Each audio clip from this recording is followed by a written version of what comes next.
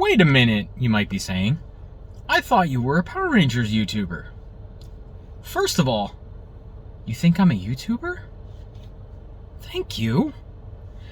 But secondly, I don't intend for this to be a whole series. I just want to say one or two things. One of the channels that I like to watch when I'm bored is a channel called Pineapple Fred. He does Pokemon Showdown videos, and I really do enjoy watching his videos and seeing his build combinations and things like that. So check out his channel, it's cool. One of the things that he's been doing lately is he's been doing these YouTube surveys. And every single one of them basically say, it picks a generation, like Pokemon Generation 1, and says, which one of the starters was the ugliest? Fire, water, or grass? And he did this with Generation 1, 2, 3, I think all the way to current gen. Which is, what, 7 or 8 by now? I kind of lost track. But in almost every situation, grass was the ugliest. And people genuinely appreciated the fire type. There might be one or two where it didn't, but that's basically how it shook out. And then his final question was, after all of these opinions of which one was ugly or what generation, was which of the starters types do you prefer? And right now, fire is easily in the lead. It's got like 63% of the votes. I forget the exact number. So that started me thinking, why? Why do so many people like or take the fire starter? Why is grass so disrespected? And why is water always everybody's second choice? And I think I figured it out. In North America, we got the Pokemon anime before we got the game. So all we knew about Pokemon was Pikachu and Pallet Town. I think we saw Ash get Bulbasaur and Charmander and Squirtle. Maybe we saw them evolve. But we understood the concept of Pokemon, that they evolve, that they turn into cooler things. So we may or may not have seen their final evolutions. Charizard, Blastoise, and Venusaur are in the opening theme song, but we didn't necessarily have the context that this is what they evolve into, but we had a pretty good idea, right? So when the game finally released here in North America, and we got to choose between red version or blue version, and red version had this Charizard on it, and blue version had Blastoise, and they looked cool. When we booted up the game and got to Professor Oak, he's like, which one do you want to start with? Obviously, I think, you want to start with the dragon. I mean, he wasn't dragon type, but come on, look at Charizard and tell me that's not a dragon. So I think most kids just chose it because it looked like a dragon. We wanted to play as a dragon. And Venusaur was just a pile of flowers with a dinosaur under it. So I think for Gen 1, the reason why so many people chose Charmander is because Charizard looked like a dragon. Now, after you play Generation 1, you realize something pretty quick. Bulbasaur is actually a good choice for defeating the first two gym leaders, Brock and Misty, because it's their weakness. And Charmander is actually pretty bad for beating Brock and Misty. But here's the thing. Every trainer leading up to Brock is a bug catcher, which is weak to fire. Viridian Forest has tons of bugs in it that are weak to fire. So, all the way up until Brock, your Charmander is loving life, and he is leveling up, and he is killing things, and he feels powerful. And then you get to Brock, and you're like, oh, well, it resists Scratch. Cool, I'll use Ember.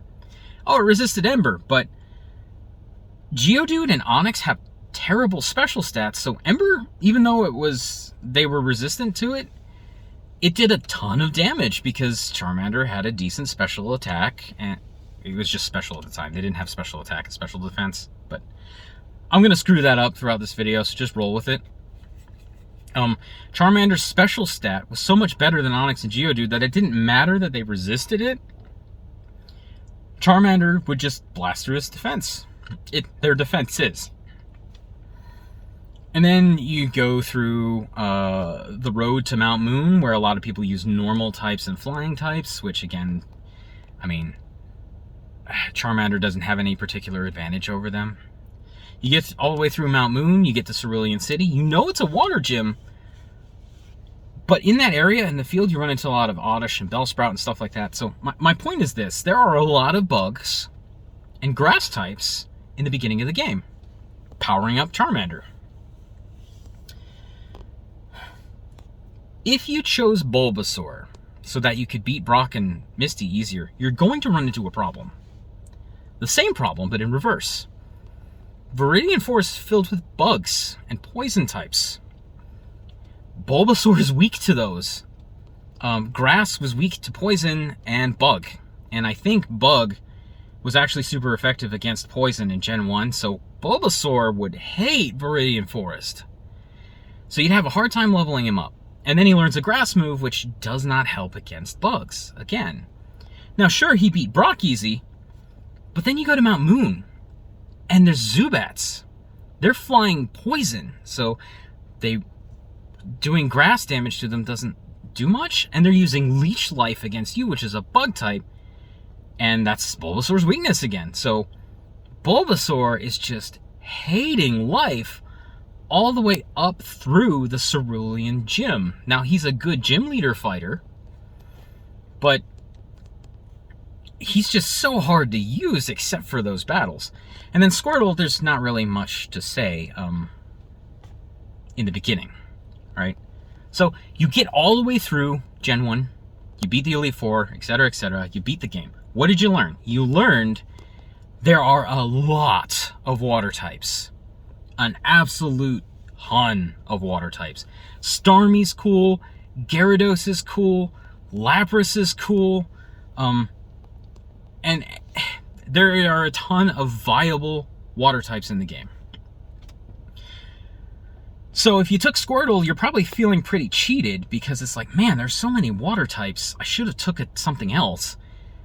And there's a fair number of grass types that you get early too. Bellsprout, Oddish, Paris into Parasect. You know what's extremely rare in Gen 1? Fire types. If you didn't take Charmander in the first city, your next opportunity, I think, is Growlithe in Celadon, near Celadon, which is like the 4th or 5th gym. And if you didn't like the way Growlithe looked, the only other fire type is Magmar, which you need 6 badges for, or Moltres, which you need all 8. If you didn't take Charmander and you want a fire type, you're going to be hurting the whole game.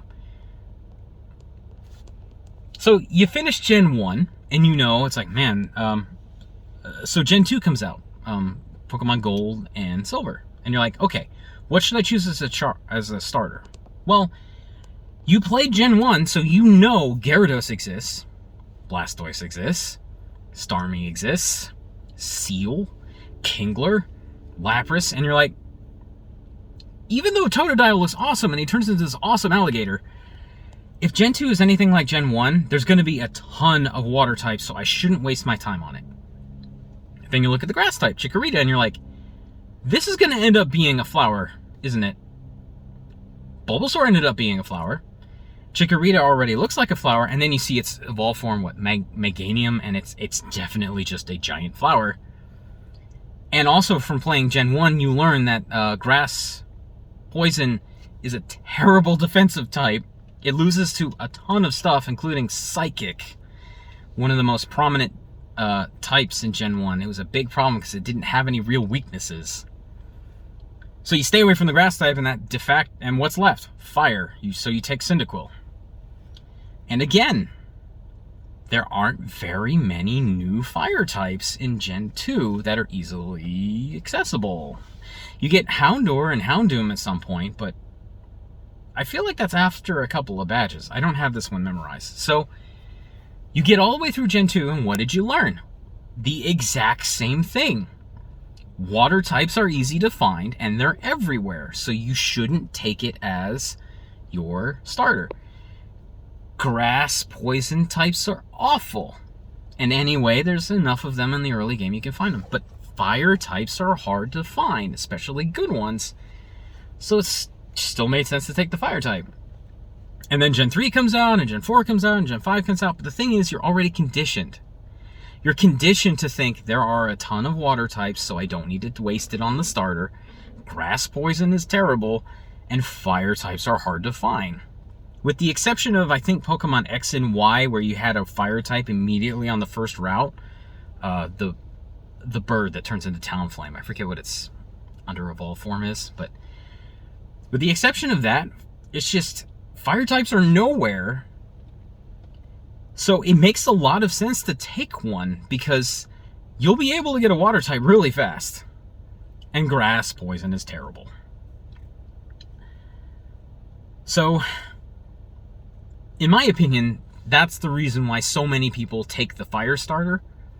And even to this day, they're still conditioned to take the fire starter. Because they got so used to playing the old games where fire was a rare type, water was everywhere, and grass was terrible.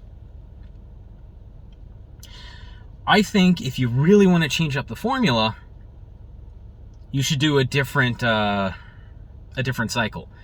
So instead of fire, water, grass, do psychic, dark, and fighting, or something like that. It breaks the formula, but it would be fresh. Anyway, my point is, I think this is why most people prefer the fire type. I don't think it's just loyalty to Charizard. It's rarity, it's not as much its usefulness, but usefulness in leveling up, maybe not usefulness for gym badges. And it's just learned behavior over and over again of what's important and what isn't. Well, thanks for enjoying this tangent. Stay tuned for more.